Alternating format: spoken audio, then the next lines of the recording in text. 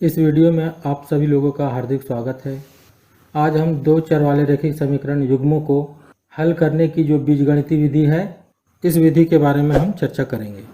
देखिए, बीजगणितीय विधि के अंतर्गत सबसे पहली विधि का नाम है प्रतिस्थापन विधि, दूसरी विधि का नाम है विलोपन विधि और तीसरी विधि का नाम है वज्रगुणन विधि। आपके सिलेबस के अनुसार इन तीनों विधियों का अध्ययन करना होगा। तो आइए सबसे पहले हम प्रतिस्थापन विधि समझते हैं। देखिए, प्रतिस्थापन विधि द्वारा दिए गए दो रैखिक समीकरणों को हल करने के निम्नलिखित चरण है। जो पहला चरण जो है वो दिए गए समीकरणों में से अपनी सुविधा के अनुसार किसी एक समीकरण से किसी एक चर राशि का मान दूसरे चर के रूप में ज्ञात कर लेते हैं। दूसरा चरण है, अब इस मान को दूसरे समीकरण में प्रतिस्थापित करते हैं जिससे एक चर का मान ज्ञात हो जाता है।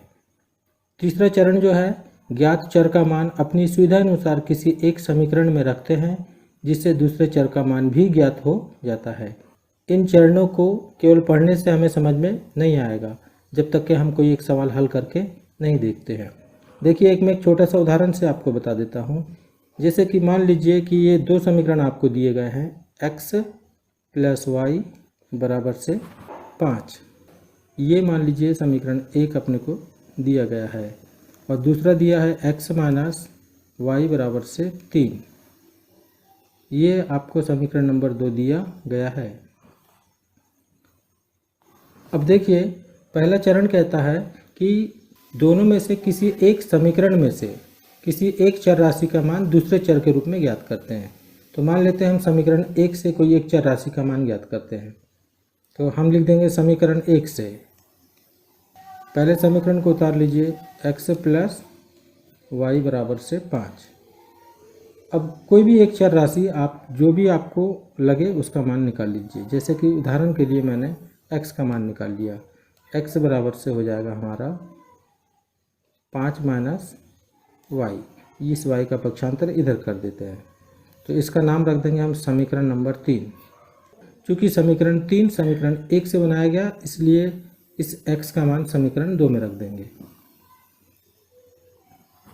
x का मान समीकरण 2 में रखने पर, समीकरण 2 है हमारे पास, x - y = 3। तो x के स्थान पे हम रखेंगे 5 - y और एक ये जो y पहले से है ऋण y = 3। अब ये 5 और ऋण y जुड़ के हो जाएगा ऋण 2y = 3। अब हम चर पद को एक और कर लेते हैं और अचर पद को एक और। तो देखिए, इधर 5 है और ये 3 उठ के आएगा तो ऋण 3 हो जाएगा और ऋण 2y इधर उठ के जाएगा तो धन 2y हो जाएगा। 5 में से 3 घटेगा, 2 बचेगा और इधर 2y सीधा करके लिख लेते हैं। 2y = 2, इसलिए y बराबर से हो जाएगा 2/2। ये कट जाएगा एक बार, तो y का मान हमारा आ जाएगा 1। अब यही y का मान ये समीकरण 3 में रख देंगे। y का मान समीकरण 3 में रखने पर देखिए, y का मान हम रख देंगे x बराबर से 5 - 1, तो x का मान निकल जाएगा 4। तो एक बार और इस पर हम चर्चा कर लेते हैं। दिए गए दोनों समीकरणों में से किसी एक समीकरण से किसी एक चर राशि का मान दूसरे चर के रूप में ज्ञात कर लेते हैं। जैसे कि हमने पहले समीकरण से एक चर का मान यानी x का मान y के चर के रूप में निकाल लिया, तो इसके लिए y का पक्षांतर हम दाहिनी ओर कर दिए और इसका नाम रख दिए समीकरण 3। अब इस चर का मान दूसरे समीकरण में रख देंगे, तो ये x का मान 5 - y ये समीकरण 2 में रख दिए। अगर हम समीकरण 2 से मान निकालते तो समीकरण 1 में रखना होता और 1 से निकाले इसलिए समीकरण 2 में रखेंगे। तो यहाँ पे ये x के स्थान पे 5 - y रख दिए, ये देखिए, और पहले से -y है तो ऋण y जुड़ के ऋण 2y हो जाएगा। और अब चर पद एक और कर लेते हैं, 3 का पक्षांतर इधर और ऋण 2y का पक्षांतर इधर कर लेते हैं। तो यहाँ बचेगा 2 और ये बराबर से 2y, तो 2y बराबर से 2, इसलिए y बराबर से 2/2 होगा और y का मान 1 निकलेगा। अब इस y का मान समीकरण 3 में रख देंगे। हालांकि आप किसी भी समीकरण में रखोगे तो मान निकल जाएगा। तो y का मान जब हम समीकरण 3 में रखते हैं तो ये y की जगह 1 रख दिए तो x का मान 4 निकल गया। अगर हमें यह चेक करना हो कि हमने जो सवाल किया वो सही है कि गलत है तो इसके लिए कोई एक समीकरण को उतारते हैं। अभी हम जांच करते हैं। तो हमारे पास है x प्लस वाई बराबर से 5, ये पहला समीकरण। तो x की जगह x का मान रखिए, y की जगह y का मान रखिए, बराबर से 5। तो ये 5 बराबर से 5 हो गया। यानी कि देखिए लेफ्ट हैंड साइड बराबर हो गया हमारा राइट हैंड साइड। इससे ये समझ में आता है कि हमने जो मान x और y का निकाला वो समीकरण को संतुष्ट करते हैं, अतः हमारा उत्तर सही है। अब आइए अब हम प्रश्नावली 3.3 के प्रश्नों को हल करना प्रारंभ करते हैं।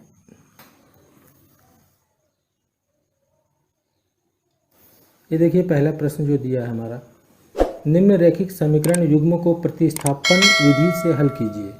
तो ये पहला सवाल जो हम करते हैं, ये जो हमारा दिया है x प्लस वाई बराबर से 14, ये है हमारा समीकरण नंबर 1। और दूसरा समीकरण दिया है x माइनस वाई बराबर से 4, ये हमारा समीकरण नंबर 2।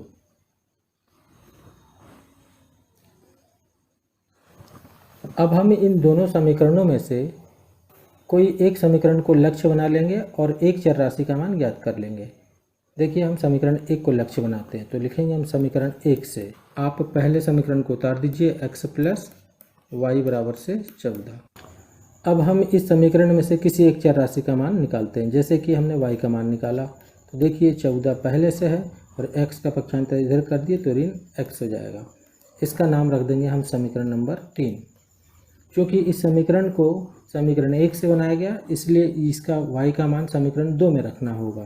तो हम लिखेंगे समीकरण 3 से y का मान समीकरण 2 में प्रतिस्थापित करने पर। अब ये देखिए हमारा x माइनस वाई के स्थान पे 14 माइनस x लिख देंगे और बराबर से ये 4 है, 4 लिख दिया।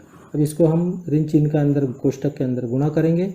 x ऋण का गुणा जब धन 14 से होगा तो ऋण 14 हो जाएगा और ऋण गुणित ऋण धन x हो जाएगा बराबर से 4। अब x और x जोड़ करके 2x हो जाएगा, ऋण 14 बराबर से 4।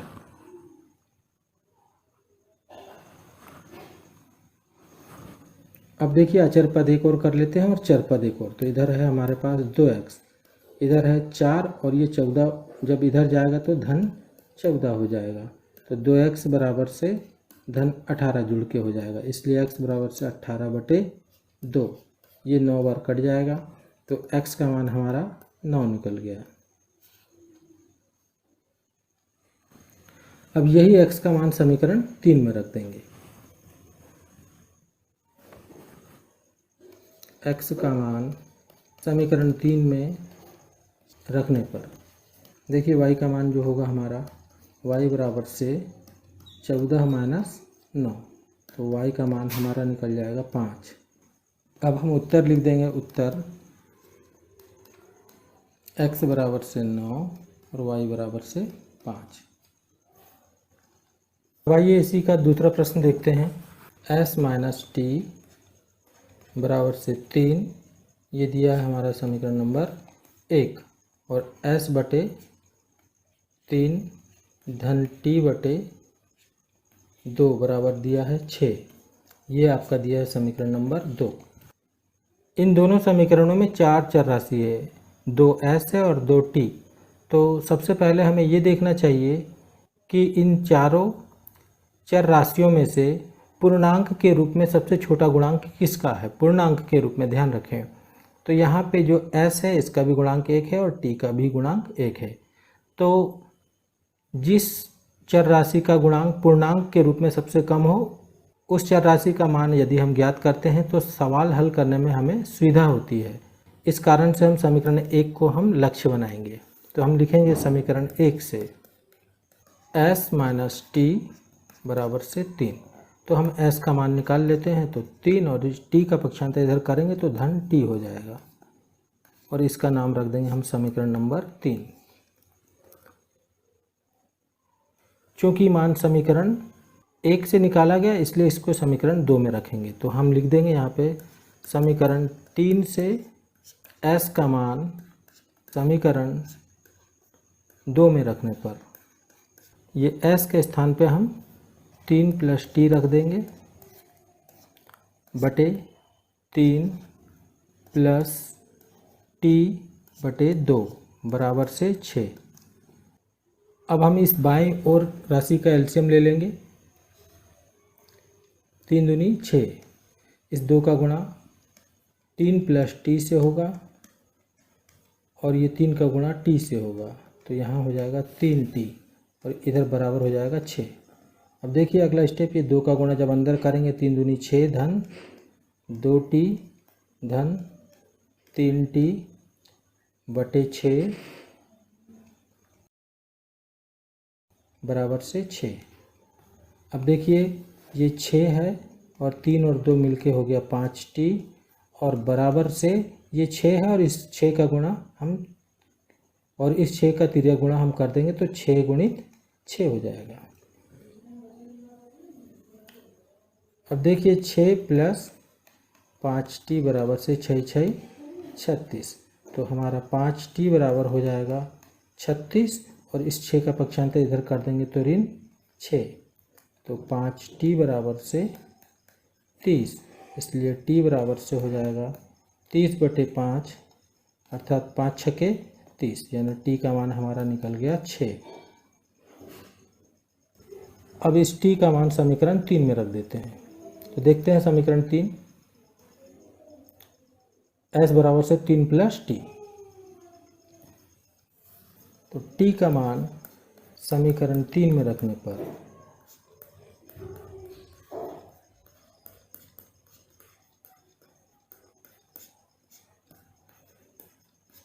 s बराबर हो जाएगा हमारा 3 + t यानी कि 6। तो s का मान निकल जाएगा 9।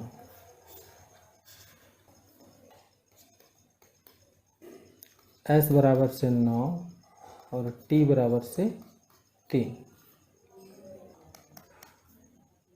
3x - y बराबर से 3, ये है आपका समीकरण नंबर 1। और 9x - 3y बराबर से 9, ये समीकरण नंबर 2। हम लिखेंगे समीकरण 1 से। देखिए 3x - y बराबर से 3 है। अब हम इस ऋण y का पक्षांतर दाहिनी ओर करते हैं तो ये धन y हो जाएगा और इस 3 का पक्षांतर बाईं ओर कर लेते हैं जिससे कि ये ऋण में हो जाएगा। तो इधर हो जाएगा 3x - 3, सीधा करके लिख लेते हैं y बराबर से 3x - 3। ये बन गया हमारा समीकरण नंबर 3। क्योंकि समीकरण 3 को समीकरण 1 से बनाया गया अतः इसका मान समीकरण 2 में रखना होगा। तो हम लिख देंगे समीकरण 3 से y का मान समीकरण 2 में रखने पर, देखिए पहले से है 9x - 3 और y के स्थान पे हम लिख देंगे 3x - 3 और बराबर से 9। अब देखिए हल करते हैं। 9x - 3 तिया 9x गुणित माइनस प्लस 3 तिया 9 बराबर से 9। ये दोनों राशि घट के शून्य हो जाएंगे, यानी 9 बराबर से 9। अतः इस समीकरण निकाय का कोई हल प्राप्त नहीं होगा। अब हम यहाँ नीचे लिख देंगे, क्योंकि इन दोनों समीकरणों से x का मान प्राप्त नहीं किया जा सकता है, अतः y का मान भी प्राप्त नहीं होगा, क्योंकि दोनों समीकरण समान है। आइए अब हम प्रश्न नंबर 4 को देखते हैं। ये देखिए 0.2x प्लस 0.2 3y बराबर से 1.3 और दिया है दूसरा समीकरण 0.4x प्लस 0.5y बराबर से 2.3। तो एक छोटा सा बेसिक देख लीजिए। मान लीजिए कोई समीकरण है x बराबर से y।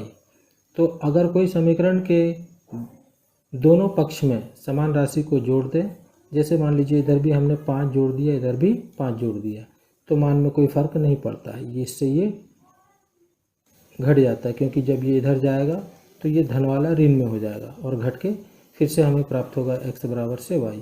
इसी प्रकार यदि कोई समीकरण के दोनों पक्षों में समान राशि को घटाएं अथवा गुणा करें या भाग दें तो मान में कोई फ़र्क नहीं पड़ता है।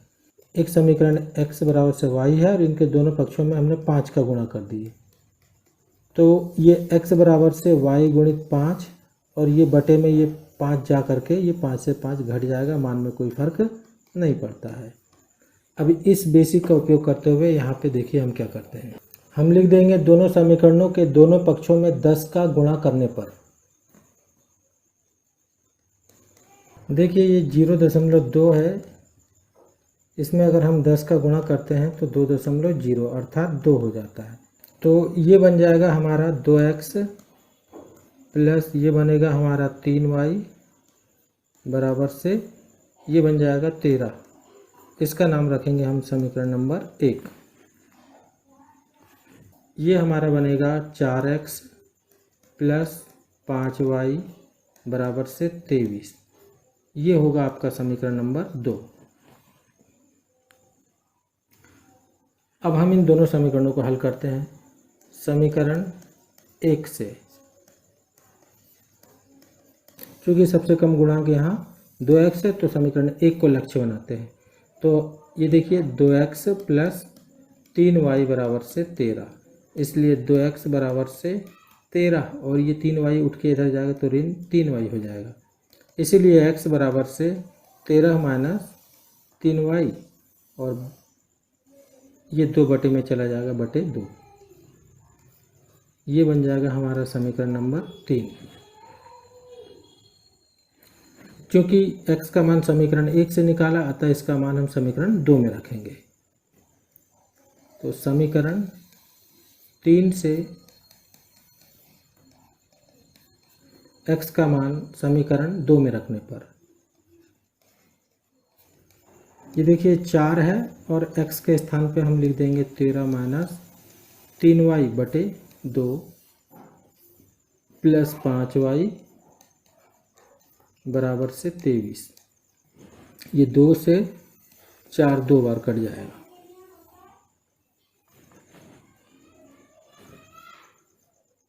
अब देखिए बचा हमारा 2 कोष्टक में 13 माइनस 3y प्लस 5y बराबर से 23।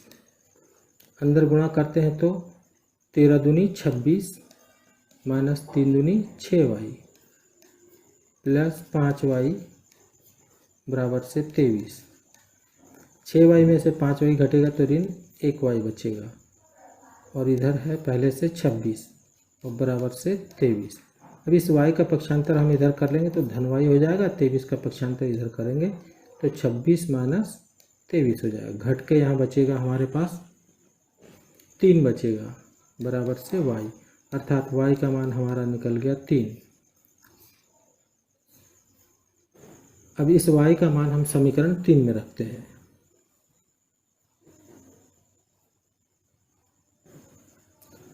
y का मान समीकरण 3 में रखने पर देखिए x बराबर से 13 माइनस 3y बटे 2 है, तो x बराबर हो जाएगा 13 माइनस 3 गुणित y के स्थान पर रख देंगे हम 3 बटे 2, तो 13 माइनस 9 बटे 2। अब घटाएंगे तो 13 में से 9 घटेगा तो 4 बचेगा बटे 2, ये 2 बार कट जाएगा तो x का मान हमारा 2 निकल गया। हम उत्तर लिख देंगे x बराबर से 2 तथा y बराबर से 3। अब पांचवा प्रश्न देखिए, √2x प्लस √3y बराबर से 0। ये दिया हमारा समीकरण नंबर 1। और √3x माइनस √8y बराबर से 0, ये समीकरण नंबर हमारा 2। आइए अब समीकरण 2 से मान निकाल के इसको हल करने का प्रयास करते हैं। तो हम लिखेंगे समीकरण 2 से, देखिए √3x माइनस √8y बराबर से 0। तो इस माइनस √8y का पक्षांतर दाहिनी ओर कर लेते, इधर बचेगा √3x बराबर से, ये उठ के इधर जाएगा तो धन √8y हो जाएगा। अब हम इस पद को सीधा कर लेते हैं, √8y बराबर से √3x, इसलिए y बराबर से √3x बटे √8 हो जाएगा। अब इसका नाम रख देंगे हम समीकरण नंबर 3। क्योंकि y का मान समीकरण 2 से निकाला गया, इसलिए इस y का मान समीकरण 1 में रखना होगा। y का मान समीकरण 3 से समीकरण 1 में प्रतिस्थापित करने पर, आप रखने पर भी लिख सकते हो। तो देखिए √2x धन √3y, y के स्थान पे हम रख देंगे √3 बटे √8x बराबर से 0। अब देखिए ये हो जाएगा √2x बटे कुछ नहीं तो हम 1 लिख सकते हैं, प्लस √3 गुणित √3 3x बटे √8 बराबर से 0। अब लघुत्तम लिया जाएगा, √8 का गुणा 1 से होगा तो √8, अब इस √8 का गुणा √2 से होगा तो √16x हो जाएगा, और 3 एकम 3x बराबर से 0। √16 का वर्गमूल 4 होता है, 4x प्लस 3x, और इस √8 का गुणा 0 से करेंगे तो 0 गुणित √8 हो जाएगा। तो ये दोनों जुड़ के 7x हो जाएंगे बराबर से √8 का गुणा, जब भी किसी राशि का गुणा 0 से होता है तो उसका मान 0 हो जाता है, तो यहाँ हम 0 लिख देंगे, इसलिए x बराबर से 0 बटे 7। तो x का मान हमारा 0 निकल गया, क्योंकि 0 में किसी भी राशि का भाग जाता है तो मान 0 ही होता है। अभी इस x का मान समीकरण 3 में रख देंगे, तो लिख देंगे x का मान समीकरण 3 में रखने पर, अब देखिए समीकरण नंबर 3 कितना है, y बराबर से √3x बटे √8, तो y बराबर से √3x का मान 0 बटे √8, तो y बराबर से होगा √3 का गुणा जब 0 से होगा तो 0 और बटे √8, अर्थात y का मान भी 0 निकला। उत्तर लिखेंगे हम x बराबर से 0 और y बराबर भी 0। आइए अब पहले का छठवां सवाल देखते हैं। इस सवाल का मैं आधा बताऊंगा, आधा आप लोग स्वयं कर लीजिएगा। सरल सवाल है। देखिए इन दोनों समीकरणों को पहले हमें व्यापक समीकरण के रूप में परिवर्तित करना होगा। देखिए कैसे करेंगे, देखेंगे आप लोग। 3x बटे 2 माइनस 5y बटे 3 बराबर से ऋण 2। सबसे पहले हम लघुत्तम ले लेंगे, इधर बाएं पक्ष का लघुत्तम आएगा 3 दूनी 6। इस 3 का गुणा 3 से होगा तो 9x, और 2 का गुणा 5 से होगा तो ऋण 10y, और इधर है ऋण 2। अब तीर्य गुणा करेंगे तो इस 6 का गुणा ऋण 2 से होगा तो 9x माइनस 10y बराबर से ऋण 12। ये आपका बनेगा समीकरण नंबर 1। अब इसी प्रकार देखिए दूसरा, x बटे 3 प्लस y बटे 2 बराबर से 13 बटे 6। लघुत्तम ले लीजिए बाएं पक्ष का, 3 दूनी 6, 2 का गुणा x से होगा तो 2x और 3 का गुणा y से होगा तो 3y बराबर से 13/6। तिर्य गुणा करेंगे अब तो 2x प्लस 3y बराबर से पहले से 13 है और इस 6 का गुणा 13 से हो जाएगा और बटे 6 से 6 कट जाएगा। इस प्रकार से 2x प्लस 3y बराबर से 13 ये बन जाएगा आपका समीकरण नंबर 2। अब आप इन दोनों समीकरणों को आसानी से प्रतिस्थापन विधि से हल कर सकते हैं। सवाल आगे हल आप लोग स्वयं करें। यदि आप लोगों को वीडियो पसंद आया हो तो इस वीडियो को लाइक करें तथा चैनल को सब्सक्राइब करें ताकि अपलोड होने वाली वीडियो की जानकारी आप लोग को समय पे उपलब्ध हो सके। धन्यवाद।